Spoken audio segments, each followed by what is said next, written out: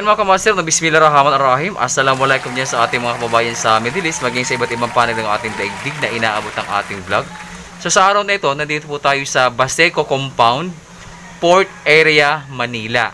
Okay, so meron po tayo ditong refrigerator na ang tatak ay Beko Digital Inverter. So ang problema na po nito ay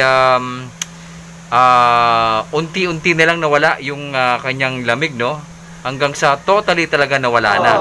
Kaya nagpasaklolo na sa atin ang ating minamahal na customer upang malaman nga kung ano nga ba talagang totoong kondisyon ng kanyang refrigerator. Actually, si sir talaga napakatagal niyang nag-antay sa atin, mga kamaster, no? So sabi ko sa kanya, sir, kung makakapag-antay talaga kayo ng schedule ko, mapupuntahan ko po yan. Dahil nga sabi ko, loaded na po talaga ang schedule natin. Pero paalala, si sir po talaga ay matagal na nag-antay. So, nagtiyaga talaga si sir. Okay, so sa araw na ito, nandito na po tayo upang malaman po natin kung ano nga ba talagang totoong kondisyon ng refrigerator ng ating minamahal na customer na 18 months pa lamang. Paalala, 18 months pa lamang. So, itinawag niya nito sa, sa SM kung saan niya binili. Ngunit hanggang ngayon ay walang man lang aksyon.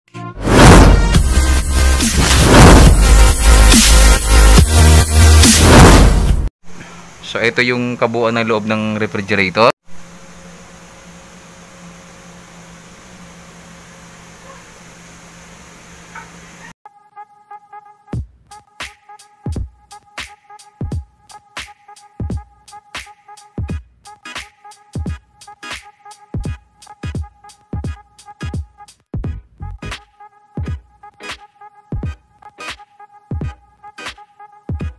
A few moments later.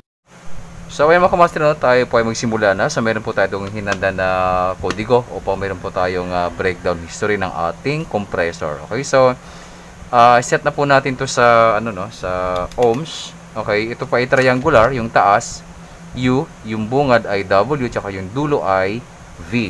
So magsimula po muna tayo sa U at tsaka W.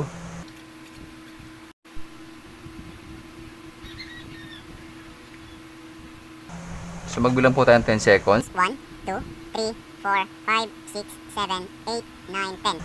So meron po tayo nakukuhang 20.8. Then next natin ay sa from U to V.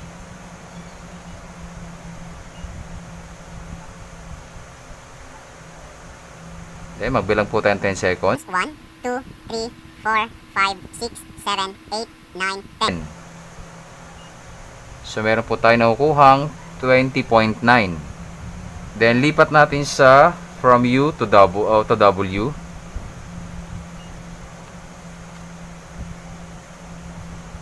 Magbilang po tayo ng 10 seconds. 1, 2, 3, 4, 5, 6, 7, 8, 9, 10. So meron po tayo nakukuhang 20.9. So ayun mga kamaster, nabase sa atin na po tayong nakuhang 20.8 sa U, from U to W. From U to V, 20.9. At yung VW ay 20.9. So, pasok po itong ating compressor resistance winding. So, nagluluko po yung ating cellphone mga kamaster. Bigla-bigla na lang namamatay yung ating pagre-record. Kaya minsan paputol-putol. Okay, so paalala po, medyo nagluloko na naman yung cellphone natin. Okay, so itong ating resistance windings ay pasok po ito mga kamaster. Okay, so magpatuloy po tayo sa ating pag-evaluate. Then isunod natin yung resistance ng ating compressor terminal dun sa board, papuntang board. Set natin to sa ohms.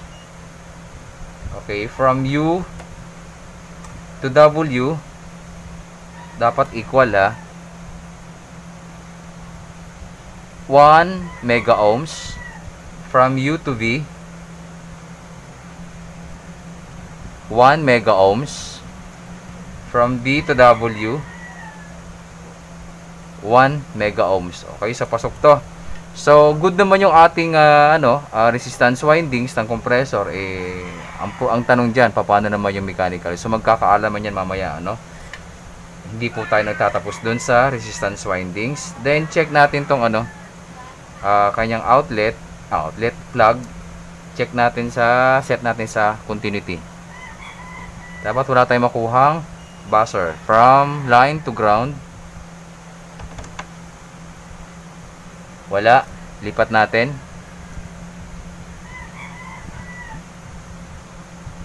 Okay, good.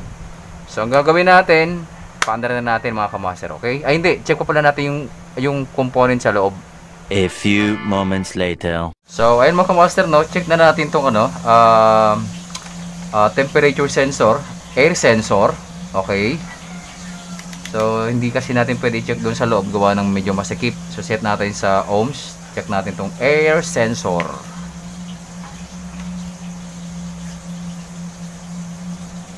So, meron tayong nakukuhang 7.54 kilo ohms. So, wala na to mga kamaster. Okay? So, dapat may makuha tayong 4 up to 5 kilo ohms. Okay? Ayan mga kamaster, no? Gawin natin. Natapos na natin i-check yung air sensor, yung thermostat sensor. So, check na rin natin yung defrost sensor. Dito kasi sa na to mga kamaster, base doon sa diagram niya, may defrost sensor at saka may freezer sensor. Okay, so nakaset na tayo sa ohms. Okay, ayusin natin. Defrost sensor.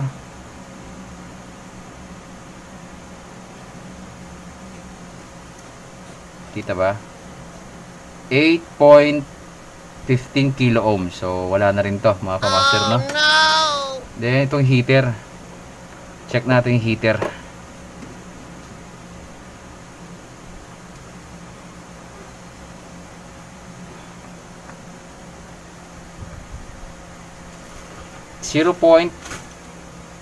Yan, no? 0.5 kilo ohms. So, wala na rin to mga kamaster. Okay? So, eto, base dun sa niya ay freezer sensor. Okay, dun sa diagram niya, ito naman ay defrost sensor.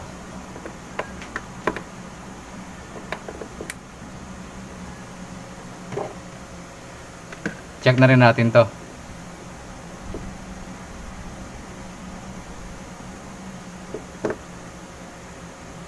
.5 ohms. Yung isa naman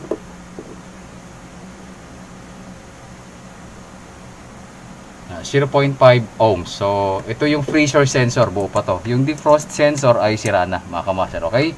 Pati yung heater. A few moments later. So, ayun mga kamaster, no? Natapos na tayo mag-evaluate dun sa baba-taas, okay? Sa loob. So, ito yung pagkakataon na ipa-plug na natin siya, mga kamaster, okay? Set na natin to sa amperes. Plug na natin.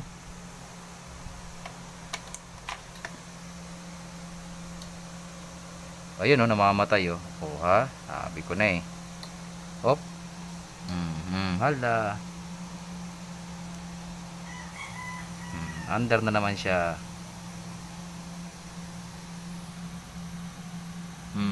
Wala na naman. Obserbahan muna natin to, mga kamaster.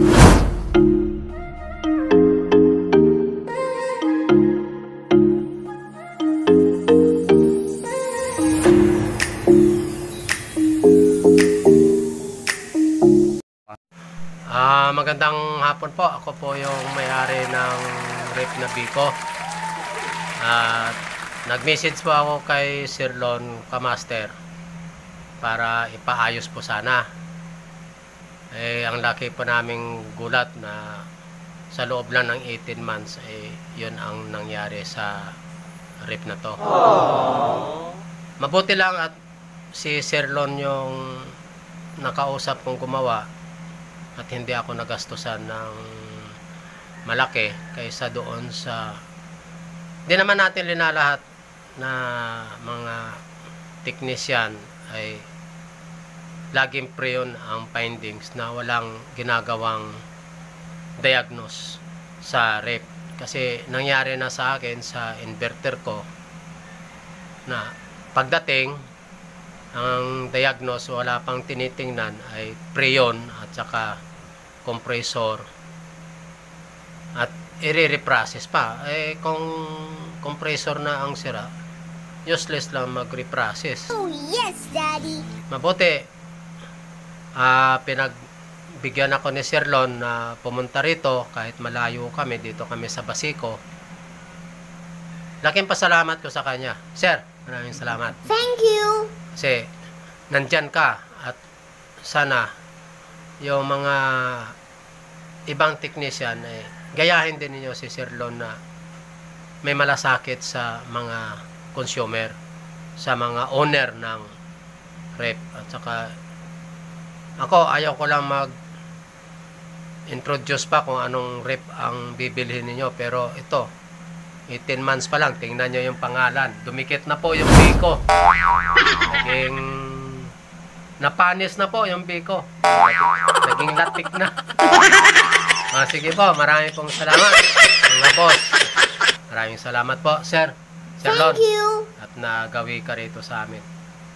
Sa mga lahat pong gusto magpaayos, piliin po ninyo yung matyaga at mayroong malasakit sa may-ari ng Oh, unit. yes, Daddy. Yan lang po. Maraming pong salamat.